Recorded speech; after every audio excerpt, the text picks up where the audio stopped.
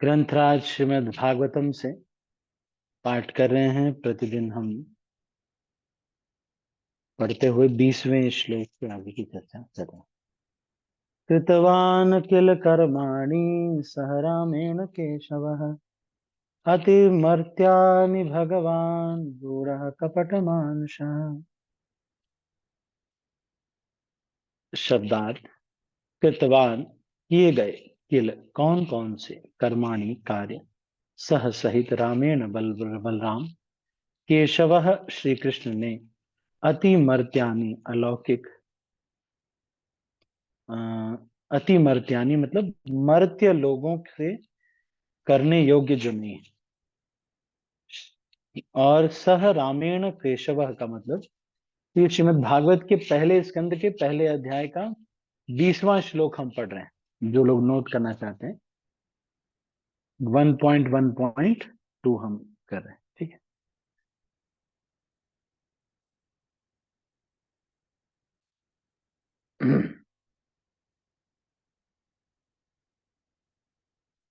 ठीक है।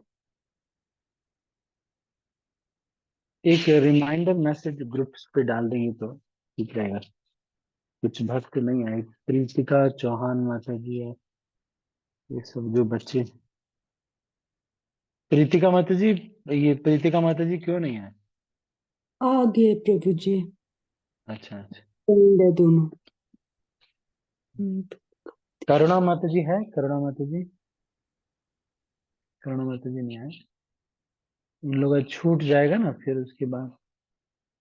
इसलिए तो नहीं मिस कर रहे कि वो एक होमवर्क दिया था वो नहीं करा था। तो इसको याद करना चाहिए था वैसे।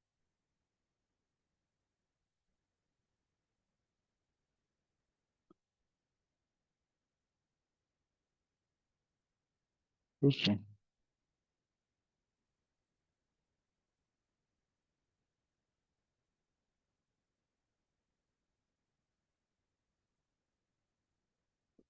हम्म।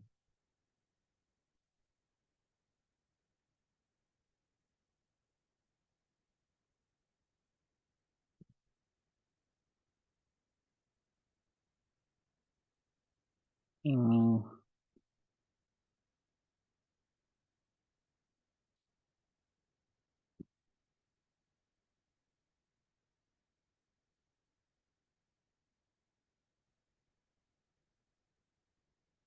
ये सारी भागवतम वाले ग्रुप में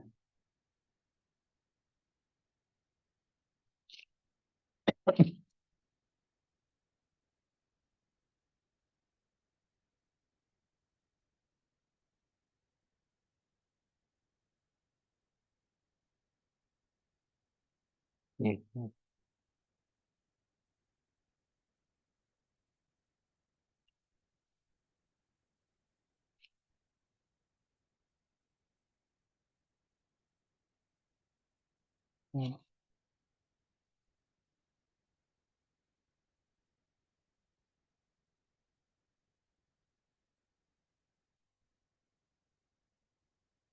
ठीक है।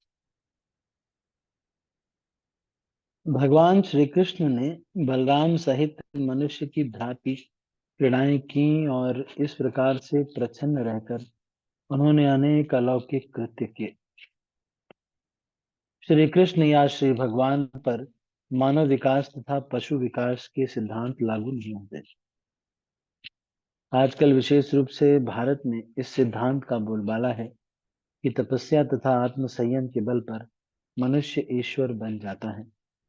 क्योंकि भगवान श्री राम, भगवान श्री कृष्ण तथा भगवान श्री चैतन्य महाप्रभु को प्रामाणिक शास्त्रों में बताए गए संकेतों के आधार पर ऋषियों तथा मुनियों ने श्री भगवान के रूप में पहचाना था। अतएव अनेक धूर्त व्यक्तियों ने अपने स्वयं के अवतारों की सृष्टि कर दी। अब तो श्री भगवान के अवतार गणना विशेष रूप से बंगाल में सामान्य व्यापार बन चुका है।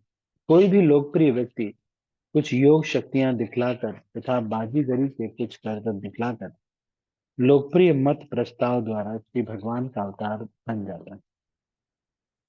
भगवान श्री कृष्ण इस प्रकार के अवतार नहीं, वे अपने प्राकट्य के समय ही वास्तविक रूप से भगवान थे। वे अपनी यथा प्रसिद्ध माता के समक्ष चतुर्भुज विष्णु के रूप में प्रकट हुए थे और फिर भी अपनी माता के अनुरोध पर बालक रूप में परिणत हो गए थे। वे तुरंत ही गोकुल में अपने एक और भक्त के यहाँ चले गए, जहाँ उन्हें नंद महाराज तथा यशोदा माता के ने अपने पुत्र रूप में स्वीकार किया। इसी प्रकार श्री बलराम भी, जो भगवान श्री कृष्ण के पूरक हैं, श्री वसुदेव की अन्य पत्नी से उत्पन्न बालक समझे जाते हैं। श्रीमद् भगवद गीता में श्री भगवान कहते हैं कि उनका जन्म तथा उनके कर्म दिव्य हैं और जो भाग्यशाली व्यक्ति उनके जन्म तथा कर्म की दिव्य प्रकृति को जान लेता है, वह तुरंत मुक्त होकर भगवत धाम जा सकता है। इस प्रकार भगवान श्री कृष्ण के जन्म तथा कर्म की दिव्य प्रकृति का ज्ञान मुक्त हेतु होने हेतु हो जाता है। श्रीमद् भागवतम में भगवान श्री कृष्ण की दिव्य प्रकृति का वर्णन 9 स्कंदों में हुआ है और 10वें स्कंद में उनके विशिष्ट लीलाएं दी गई हैं। इस ग्रंथ को ज्यों-ज्यों कोई पढ़ता है, त्यों-त्यों यह सब उसे ज्ञात होता जाता है।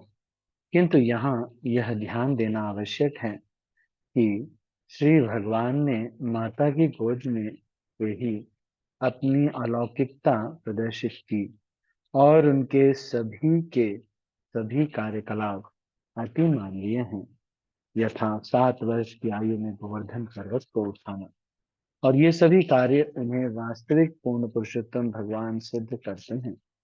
इतने पर भी अपने योगावरण के कारण वे अपने तथाकथित माता पिता तथा अन्य परिजनों द्वारा सदैव एक सामान्य मानव शिशु ही समझे जाते रहे। जब भी वे कोई अत्यंत पराक्रमी कार्य करते, उनके माता पिता उसे अन्य रूप में ग्रहण करते। इस प्रकार वे अपने पुत्र के प्रति अविचल वात्सल्य प्रेम से सदा कृष्ण रहते। अतएव नैमिषारण्य के ऋषिगण उन्हें मनुष्यवत बताते हैं, लेकिन वास्तव में वे परम शक्तिमान श्री भगवान हैं। तो इस तात्पर्य में श्रील प्रभुपाद एक तो ये बता रहे हैं कि भगवान के जन्म और कर्म दिव्य प्रकृति के होते हैं। दूसरा भगवान ये बता रहे हैं, श्रील प्रभुपाद ये बता रहे हैं कि भगवान का जो ये अवतार है, ये कर्तव्य दिखलाकर कोई भी लोकप्रिय व्यक्ति नहीं बन सकता। तो अब मेरा आपसे ये प्रश्न है कि अगर मान लीजिए कोई व्यक्ति आता है और वो कहता है कि हमारे गुरुजी तो अवतार हैं भगवान के, तो आप कैसे उसको सिद्ध करेंगे? मान लीजिए कई लोग ये कहते हैं, ज्यादातर तो जो प्रामाणिक गुरु है वो ये कहते हैं कि गुरु है, वो गुरुदेव है, लेकिन वो ये नहीं कहते कि मैं भगवान हूं, मैं ही राम हूं, मैं ही कृष्ण हूं। लेकिन अगर कोई व्यक्ति आता है आपके पास और वो कहता है कि ये जो मेरे गुरु जी हैं, ये जो बाबा जी बैठे हैं, उनकी फोटो लगी हुई है, ये तो भगवान है जी, तो आप कैसे सिद्ध करेंगे कि वो भगवान है या नहीं? देखते हैं कौन है जो कि थोड़ा मनोज प्रभु जी और कविता माता जी। यस, बोलिए बेटा। मनोज प्रभु पहले बोलिए। हरे कृष्णा प्रभु जी। हरे कृष्ण। प्रभु जी, जो भगवान के जो अवतार होते हैं वो भगवान के स्वांश होते हैं। और जो हम्म, भगवान के जो भगवान होते हैं वो षड ऐश्वर्य से परिपूर्ण होते हैं। तो कोई भी अगर अपने आप हम्म, को ये घोषित करता है कि मैं भगवान हूँ, तो जो जो 6 ऐश्वर्य है वो उसमें अनंत मात्रा का अनंत काल के लिए एक साथ होना चाहिए, तब वो भगवान हो सकते हैं। नहीं तो वो भगवान नहीं हो सकते हैं। वो श्री कृष्ण के अलावा और किसी में है ही नहीं। ठीक है, ठीक है। और मैं देखता हूँ, वैसे मैं जो खोज रहा हूँ वो नहीं मिला मुझे, पर जो आपने बताया वो सत्य है। पर और कोई भी प्रयास करना चाहते। कविता माता जी आप बताएंगे। हरे कृष्ण प्रभु जी, दंडवत प्रणाम। हम्म। जी प्रभु जी, सबसे पहले जो भी अपने आप को ये बताते हैं कि हम भगवान के अवतार है या हम साक्षात भगवान हैं, तो सबसे हम्म। पहले तो प्रभुपाद ने बताया है कि शास्त्रों में क्या उनके बारे में है, और अगर नहीं है तो भी साबित करिए कि आप किस तरह से भगवान हैं। जैसे कि भगवान के हम बचपन से देखते हैं, भगवान कृष्ण के बारे में जानते हैं कि बचपन से ही वो 6 महीने के भी नहीं थे, तभी 6 दिन के थे तो पुतना का वध किया था उन्होंने, और केवल 7 वर्ष की उम्र में उन्होंने गिरि गोवर्धन का धारण किया था। क्या आप एक पत्थर भी उठा सकते हो, ये क्वेश्चन कीजिए, काफी है। हम्म। थैंक यू प्रभु जी, धन्यवाद।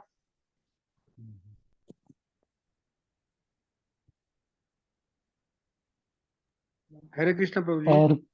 और कोई, हाँ प्रभु जी बोलिए मनोज जी। और एक चीज मैं बोलना चाहता था कि जो सांसारिक लोग जो होते हैं, हम लोग हैं, सब लोग मायाबद्ध हैं, और भगवान मायाधीश हैं, मायातीत हैं।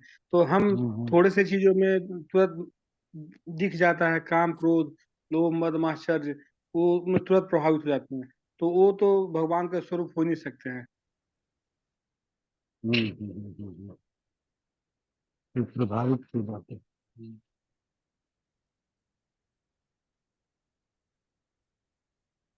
एक बार एक व्यक्ति ने एक महाराज से डिस्कशन किया कि मैं भगवान।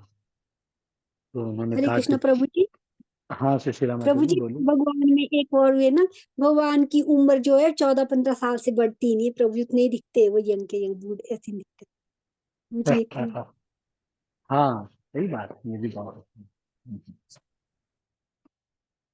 और कोई और कुछ कहना चाहता है कोई, अनम्यूट करके आप कह सकते हैं। हरे कृष्णा प्रभु जी, दंडवत प्रणाम। दंडवत प्रणाम।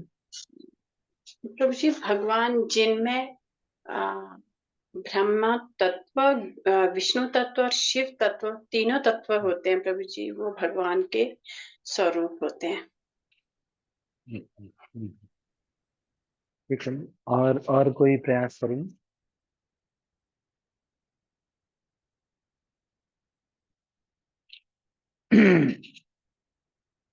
ठीक है, तो मैं अब उसका उत्तर नहीं सकता। तो जब भी हम कोई भगवान अगर हम अपने को बोलता है, क्या बोलता है कि भगवान के अवतार हैं, या स्वयं भगवान हैं, या ये भगवान के जो भी, तो उसका सबसे पहला तो ये है कि शास्त्रों में वर्णन इसका है। जैसे कुछ लोग ये कहते हैं तथाकथित ये बाबा, बड़े बड़े बाल वाले बाबा जी ये अवतार, लेकिन इनका शास्त्रों में कोई वर्णन नहीं। दूसरा चीज, इन्होंने अति मानवीय कार्य करना। अति मानवीय कार्य जो है कुछ थोड़े बहुत नहीं बल्कि व्यापक रूप से अति मानवीय कार्य करते हैं। साथ में 6 ऐश्वर्य भी उनके पास होने चाहिए। और उसके साथ जैसे कि बहुत सुंदर है, भगवान को सब सब लोग पसंद करते हैं, इतने सुंदर है भगवान। ऐसे में कई ऐसे होते हैं बुढ़े हो रहे हैं, अपना बुढ़ापा ही नहीं रोक पा रहे, बाल सफेद हो रहे, और वो जो है क्या किसी को क्या वो भगवान। एक व्यक्ति इसी प्रकार से कहने लगा कि मैं भगवान है। तो यहीं पर इंडिया में ही तो प्रभुपाद जी ने उनको लेटर लिखा कि आप भगवान तो नहीं हो, आप अपने को क्यों भगवान कह रहे हैं।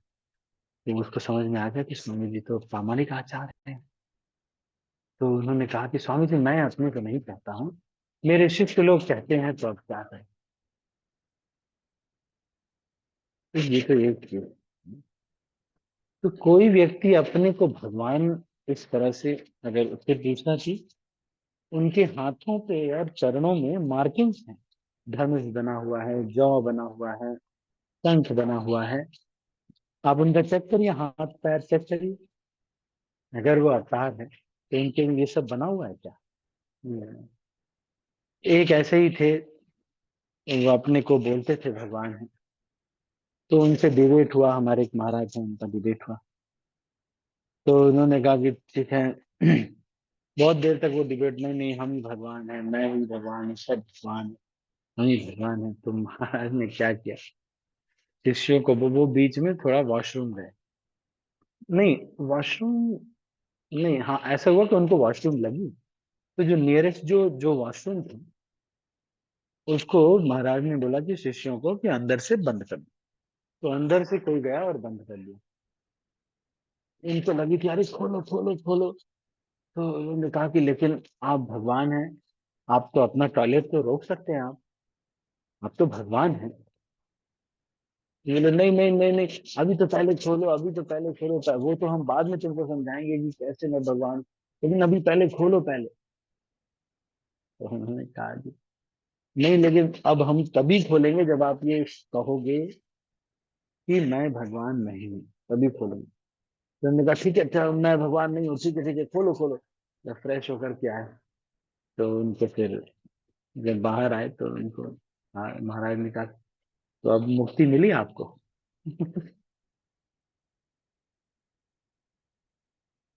तो जैसे सुशीला माता जी ने बताया, अपने शरीर के जो वृद्ध हो रहे हैं, अपने शरीर के वेगों को कंट्रोल तो कर पा नहीं रहे,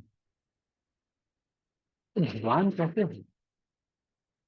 सामान्य जीवन जी रहे हैं, सामान्य ही रह रहे हैं, गर्मी सर्दी सब लगती है, कभी ठंडा कभी गर्म, लेकिन फिर भी व्यक्ति विश्वास नहीं करता। तो ये एक सिद्धांत हमने सीखा कि कोई भी लोकप्रिय व्यक्ति कुछ योग शक्तियां या बाजीगरी के कुछ करतब दिखलाकर लोकप्रिय मत प्रस्ताव द्वारा श्री भगवान का अवतार बन जाता है। आजकल ऐसा हो जाता है।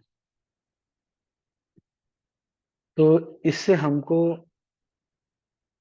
ऐसा नहीं करना चाहिए कि उनके जो फॉलोअर्स हैं, जैसे मैं आपको थोड़ा सा और अपग्रेड, जैसे मान लो आप ऑफिस में और कोई एक व्यक्ति है वो बहुत शुद्ध आचरण करता है, तो ऑफिस के पॉलिटिक्स में भी नहीं लगता, कोई इधर उधर अनैतिक संबंध भी नहीं है उसका, वो बहुत ही दृढ़ता से मान लो फॉलोअर है अपने जो भी भगवान उनके लिए, हमारे लिए बहुत अच्छी बात है। क्यों? कम से कम वो फालतू माया की बातें तो नहीं करेगा। बा-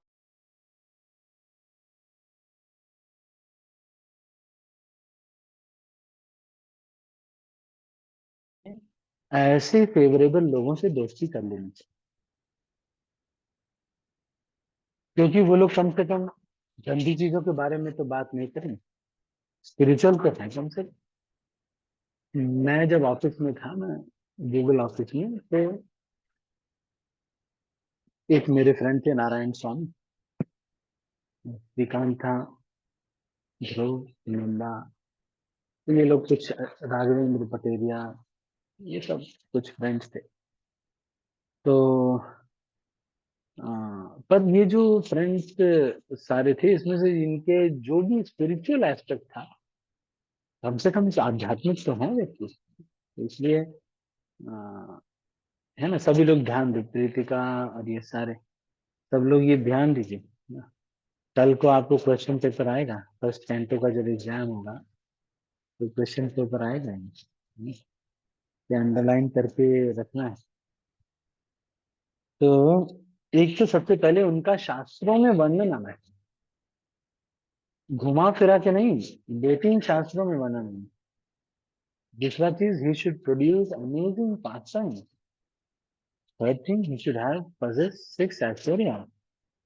Fourth is he should have markings on his hands, on his feet, everywhere. इससे पता चलता है कि वो भगवान के अवतार है। अब ये कह रहे हैं कि श्री कृष्ण के जन्म और कर्म की दिव्य प्रकृति, ये जो श्रीमद् भागवतम के 9 स्कंद हैं, उसमें आपको पता चल पाएगी। ठीक है, तो आगे हम श्लोक पढ़ते हैं। कलिमागतमाज्ञाय क्षेत्रेऽस्मिन् वैष्णवे वयम् आसीना दीर्घसत्रेण कथायां सक्षणा हरे। यह भली भांति जानकर कि कलयुग का प्रारंभ हो चुका है, हम इस पवित्र स्थल में श्री भगवान का दिव्य संदेश विस्तार से सुनने हेतु तथा इस प्रकार यज्ञ संपन्न करने हेतु दीर्घ सत्र में एकत्र हुए हैं। सत्युग अर्थात स्वर्ण युग अर्थात त्रेता यानी रजत अथवा एवं द्वापर या अर्थात ताम्रयुग आत्म साक्षात्कार के लिए उपयुक्त थे, लेकिन यह कलयुग आत्म साक्षात्कार के लिए तनिक भी उपयुक्त नहीं है। सतयुग में 1 लाख वर्ष की उम्र वाले मनुष्य आत्म साक्षात्कार के लिए दीर्घकालीन ध्यान करने में समर्थ थे, तथा त्रेता युग में जब जीवन की अवधि 10,000 वर्ष की थी, तो महान यज्ञों के अनुष्ठान से आत्म साक्षात्कार प्राप्त किया जाने लगा।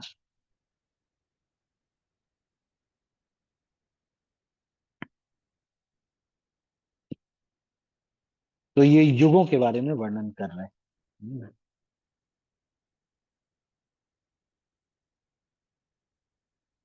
और द्वापर युग में जब जीवन अवधि 1,000 वर्ष की हो गई, तो श्री भगवान की पूजा द्वारा यह आत्म साक्षात्कार प्राप्त किया जाए।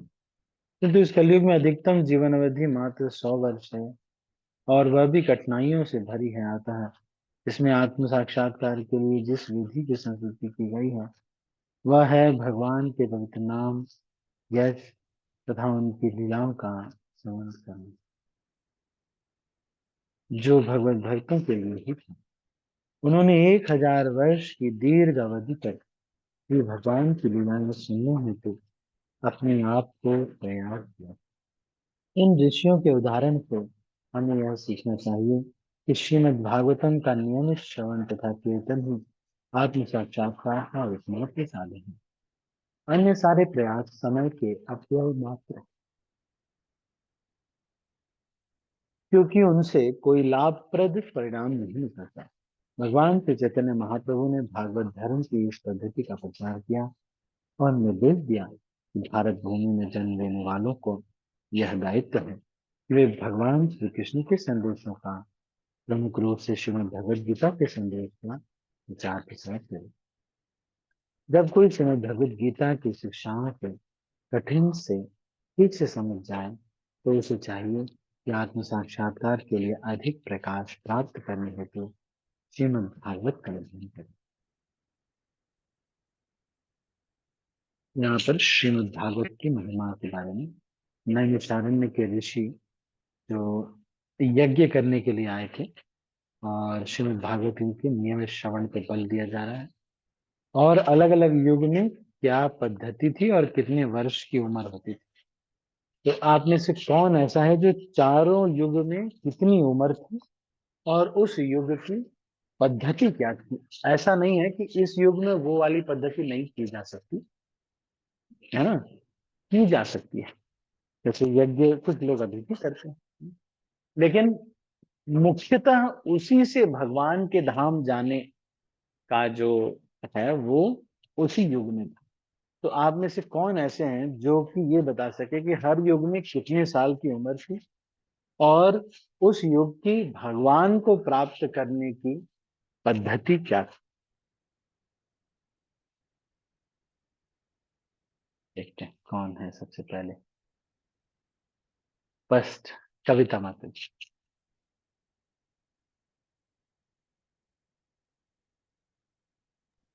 बोलिए हरे कविता कृष्ण प्रभु जी। मैंने हैंड जी। राइज नहीं किया था, फिर भी कोशिश करूंगी बताने की। अच्छा, आप फंस गए क्या? हाँ, आज फंस गई। ठीक है। हमारे युग है, सबसे पहले है सतयुग, त्रेता युग, हम्म द्वापर युग और कलयुग। हम्म त्रेता युग में आयु होती है 1 लाख वर्ष। नहीं, और सतयुग में होती है। अ, जी सतयुग में 1 लाख वर्ष, जी जी। त्रेता में नहीं। हाँ। सतयुग में 1 लाख वर्ष, हम्म त्रेता में 10,000 वर्ष, कलयुग में हम्म द्वापर युग में हम्म 1,000 वर्ष और कलयुग में हम्म, 100 ईयर। हाँ।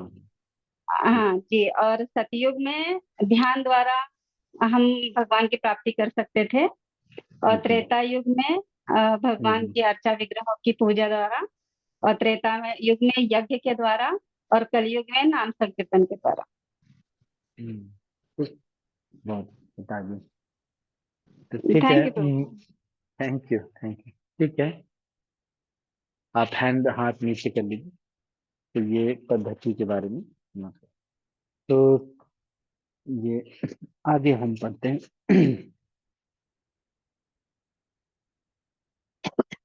अलग अलग युग को एक नाम दे दिया गया, जैसे सतयुग को स्वर्ण युग, त्रेता को रजत युग, द्वापर को ताम्र युग।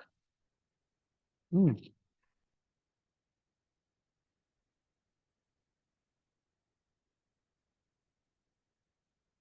स्वर्ण, रजत, ताम्र युग, और कलयुग को लौह युग बोला जाता है। ये आपको याद रहेगा। ठीक है, मुझे क्वेश्चन पेपर में, क्वेश्चन में बस इतना ही आएगा। हाँ बोलिए।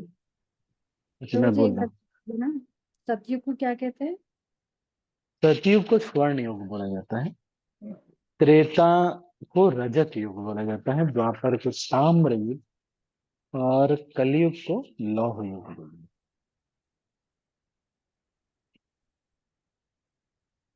ठीक है। तो इस जो ये जो चैप्टर है, इसका एग्जाम होगा 16 तारीख। ये जो चैप्टर अभी हमने पढ़ा है, इसका आज हम इसको कंप्लीट कर लेंगे, और इसका जो एग्जाम होगा वो 16 तारीख को होगा। ठीक है, 16 तारीख मतलब एक दिन आपका गैप है, कल एक दिन गैप होगा, परसों इसका इसी टाइम पे एग्जाम होगा, और यहीं पर चेक करके आपको बता दिया जाए। आप लोग को डर तो नहीं लग रहा है एग्जाम से?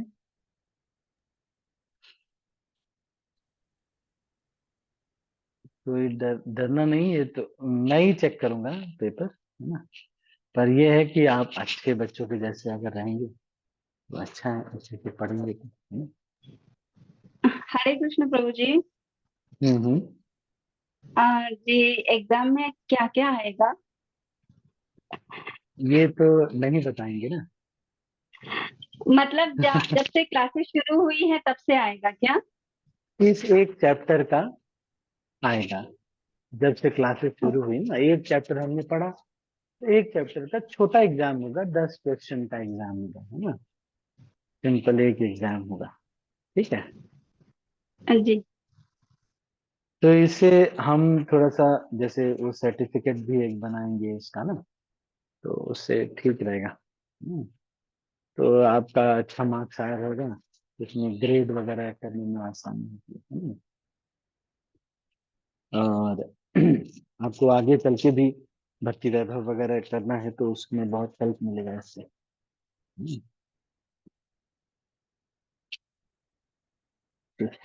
तो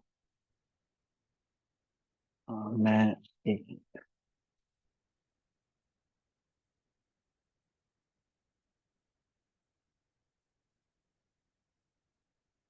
अ, कलयुग मानव जाति के लिए, अच्छा इसके आगे के श्लोक हम पढ़ते हैं।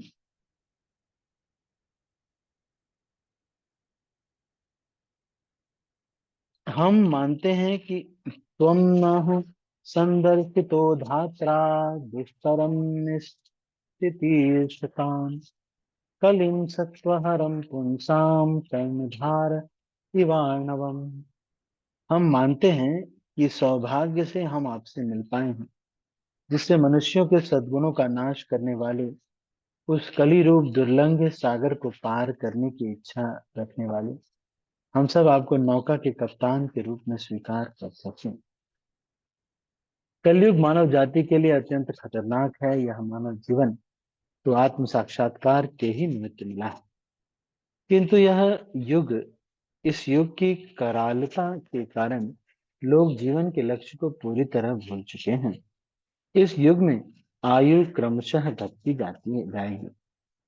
मनुष्य अपनी स्मृति, कोमल भावनाएं, बल तथा उत्तम गुण खो देंगे। इस युग की विषमताओं की सूची इस ग्रंथ के 12वें स्कंद में दी गई है। अतः जो मनुष्य इस जीवन का उपयोग आत्म साक्षात्कार के लिए करना चाहते हैं, उनके लिए यह युग अत्यंत दुष्कर है। मनुष्य इंद्रिय तृप्ति में इतने अधिक व्यस्त हैं कि वे आत्म साक्षात्कार को पूर्ण रूपेण भूल चुके हैं।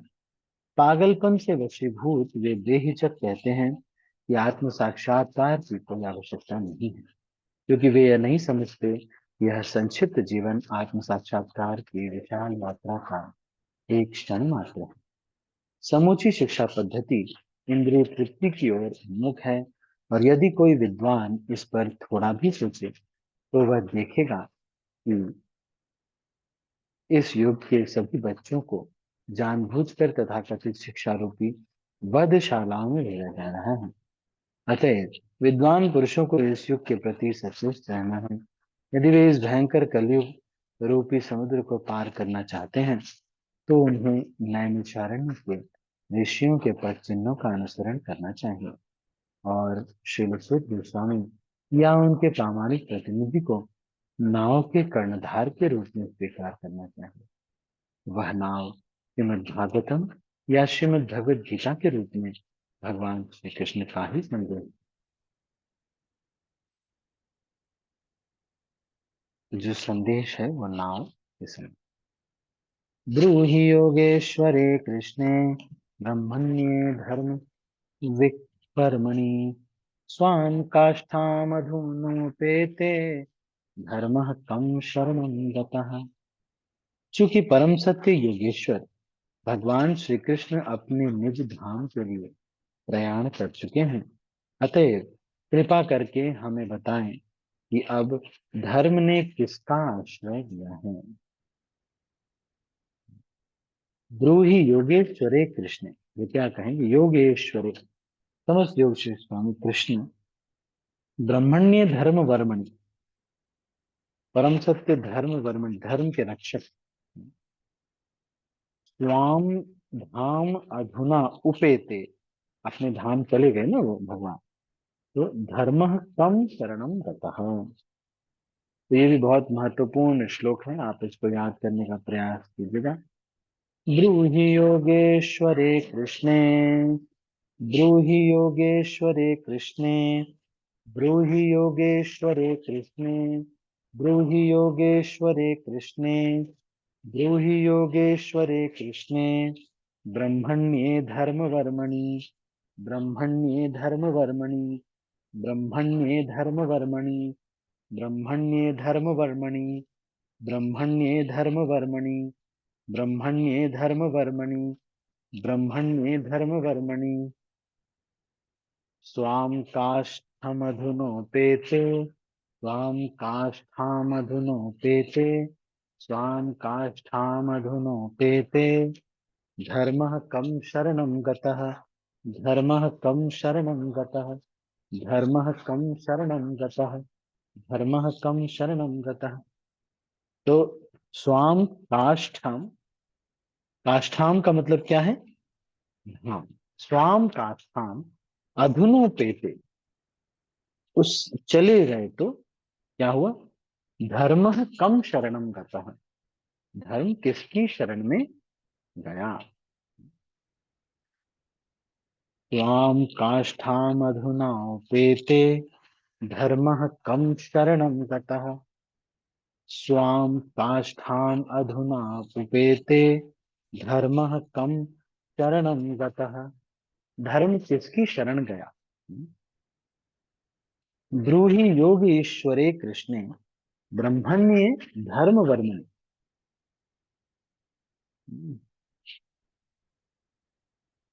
धर्म ने किसका आश्रय लिया है? ये बोल, धर्म मूल रूप से साक्षात भगवान द्वारा स्थापित आचार संहिता है। तो ये किसी को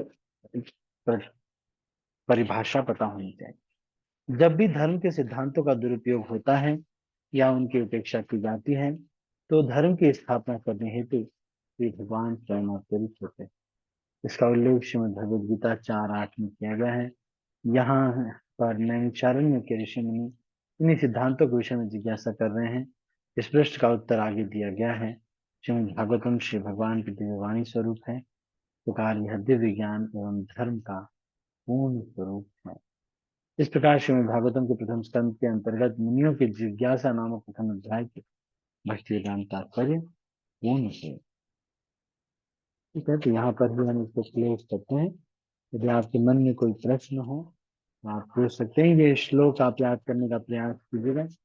ब्रूहि योगेश्वरे कृष्णे ब्रह्मण्ये धर्म वर्मणि, ब्रह्मण्ये धर्म वर्मणि ब्रूहि योगेश्वरे कृष्णे ब्रह्मण्ये धर्म वर्मणि स्वाम काष्ठम अधुनोपेते धर्म तम शरणम गतः।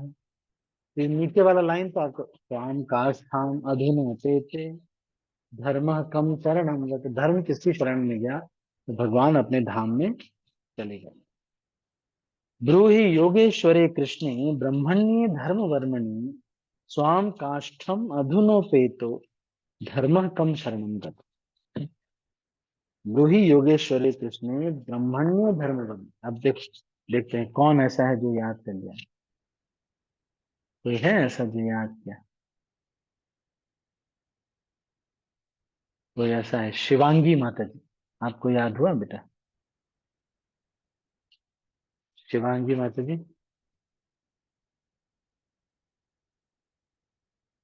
नहीं याद हुआ?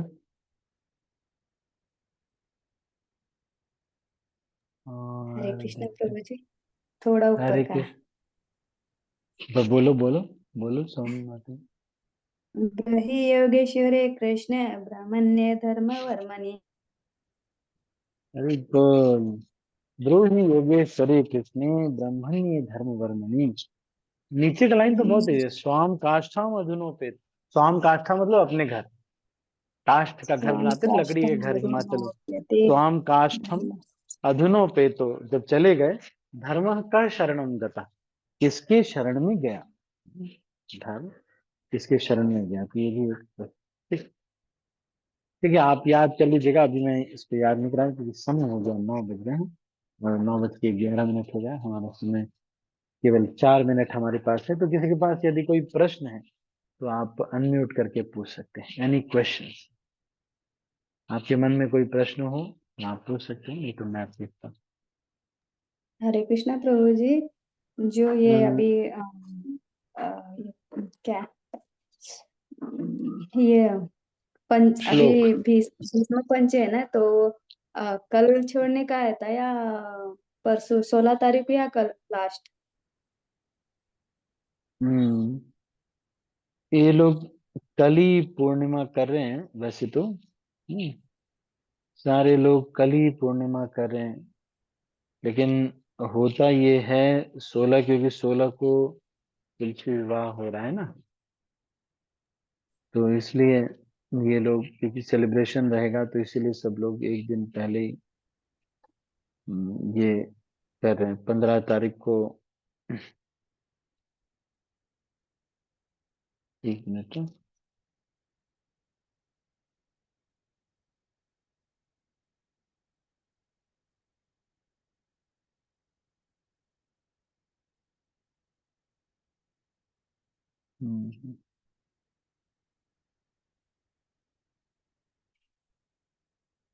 ये कल एक्चुअली पूर्णिमा सुबह 3 बजे तक है, तो इसलिए वो 3 बजे तक सुबह पूर्णिमा है, तो पूर्णिमा पहले पड़ जा रही है, इसलिए जयप्रकाश स्वामी महाराज का मैसेज आया है। चतुर्दशी आज सुबह 6 बजे तक खत्म हो जा रही है। कल, आज सुबह 6 बजे खत्म हो गई, अभी पूर्णिमा चल रही है और कल है ये। तो ठीक है, आप कल, ये लोग सेलिब्रेट कर रहे हैं लोग, कली शालिग्राम तुलसी शालिग्राम विवाह है। हम्म, तो कल ही उसको करना है, फिर पड़ेगा। वैष्णव महाराज भी ये बोल रहे हैं, जय पताका स्वामी महाराज का मैसेज आया है, जो कि वो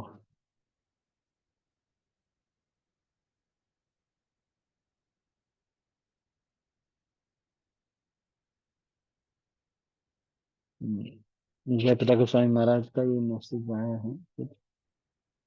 क्या कह रहे हैं? जो प्रशांत मुकुंद प्रभु जी का लेक्चर आया, हाँ अम, हाँ, तो उनके लेक्चर में तो कल ही है। तो आप बोले थे ना एक दिन, तो 16 तारीख को बोल के, तो इसीलिए मुझे याद आया अभी पूछेंगे बोल के। हाँ, गोपाल भट्ट गोस्वामी। विदेव शेखर विश्व, एक मिनट में, is well known to filthy organizations Pakistan Mandir in Delhi. Okay, this is and, and,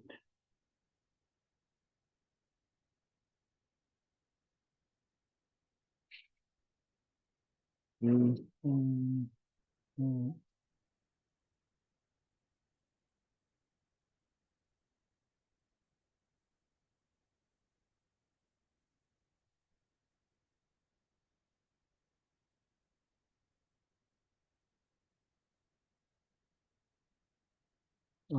cover,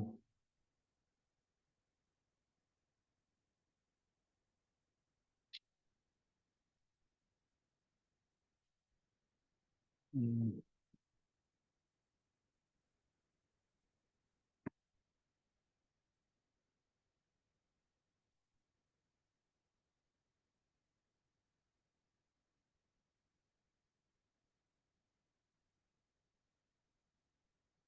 okay. Those devotees who are following level 1 of Vish Bachak or level 2, which is fruits and roots diet, they can make a sankalpa that I am doing visual is a complete breath. So devotees who know this sankalpa not to break their fast and grab this with breath. This is what, ये तो मैंने आपको कल ही बता दिया था. तो fasting starts on Ekadashi day, which is 12th in Mayapur and will continue until Ras Purnima, 15th in Mayapur. Please check your local time. The fasting is broken at sunset as the moon rises. Then it is going to do full fast on Ekadashi and then one is for fruits and roots, or one can do 5 days fruits.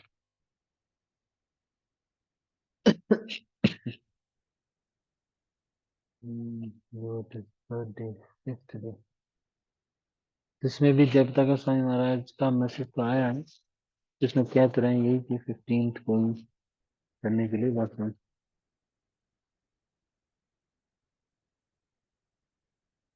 Sunset कल तो फिर ठीक है, ठीक है. तो ये sunset को बोल रहे हैं महाराज, ऐसा बोल रहे हैं कि सनसेट को कल ही कर लीजिए.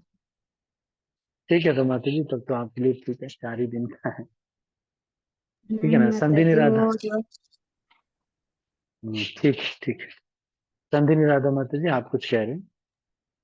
हरे कृष्णा प्रभु जी, दंडवत प्रणाम हाँ. प्रभु जी। जैसा कि आप अभी बताइए कि नाव यानी भगवान, भगवान ने जो संदेश दिया है और उसका एग्जाम्पल है कि श्रीमद् भागवतम और भगवद गीता। तो जैसा कि हमको ज्यादा इस पे फोकस करते हैं प्रभु जी, भगवद गीता और भागवतम पे, तो रामायण पे क्यों नहीं करते प्रभु जी?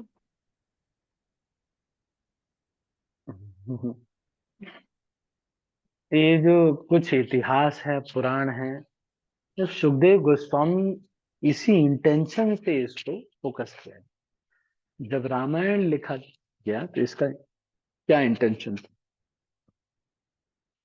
रामायण में वाल्मीकि जी ये प्रश्न पूछ रहे हैं कि ऐसा कोई व्यक्ति है क्या जो कि पूर्ण रूप से मर्यादाएं का पालन करता है और बहुत शक्तिमान है, बहुत सुंदर है.